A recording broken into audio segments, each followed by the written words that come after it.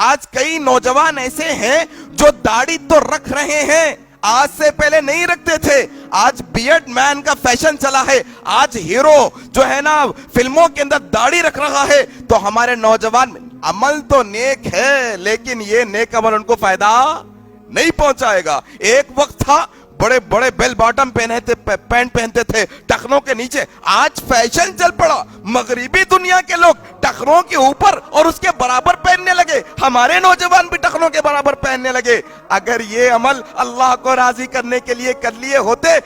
تمہارے لیے بہترین بات تھی، لیکن آج یہ اعمال اچھے تو ہیں لیکن انہیں فائدہ نہیں پہنچائیں گے۔ یہی معاملہ ہے، یہ ہمارا جو تقریباً 2 سال کا لاک ڈاؤن گزرا ہے، یہ 2 سال کے لاک ڈاؤن کے اندر، یہ 2 سال سے پہلے ممبر رسول سے، مسجدوں کے ممبروں سے، محرابوں سے، جلسے سے علماء نے بار بار یہ تاکید کی، علماء نے یہ بار بار تاکید کی، سادگی سے شادی کرو، سادگی سے شادی کرو، سادگی سے شادی کرو، سنت رسول کے مطابق شادی کرو۔ ہمارے کانوں پر جو نہیں چلی، اب لاک ڈاؤن آ گیا، حکومت کی پابندی آ گئی، حکومت کے دباؤ میں کہ سادگی کی شادی کر رہے ہیں۔ عمل تو اچھا ہے سادگی کی شادی کا، لیکن ثواب نہیں ملے گا، یاد رکھنا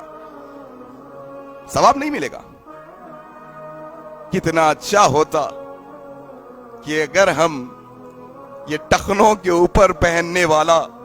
عمل، داڑھی چھوڑنے والا عمل، شادی بیاہ اور نکاح کے اندر سادگی والا عمل اللہ کو راضی کرنے کے لیے کر لیے ہوتے، اللہ دنیا بھی بن جاتی، آخرت بھی بن جاتی۔ اور مسلمانوں کو یہ بات سمجھنا چاہیے، جانے انجانے میں یہ بڑی گستاخی ہو رہی ہے ہم سے یہ گستاخی ہو رہی ہے کہ ایک طرف اللہ کا فرمان، نبی کے فرامین تمہیں یہ حکم دے رہے ہیں تم سادگی سے نکاح کرو، سنت کے مطابق نکاح کرو، ہماری نظروں میں کوئی اہمیت نہیں، وہیں گورنمنٹ کے آرڈرز آتے ہیں، اللہ اور رسول کے مطابق گورنمنٹ کے آرڈرز مان رہے ہیں۔ اللہ اکبر، کہیں انجانے میں گستاخی تو نہیں ہو رہی ہمارے سے؟ اللہ کے حکموں کی، نبی کے حکموں کی گستاخی تو نہیں ہو رہی ہم سے؟ اللہ اکبر، جانے انجانے میں کی بات کر رہا ہوں، اس طرف توجہ دینا چاہیے۔ رب اشرح لي صدري ويسر لي أمري واحلل عقدة من لساني يفقه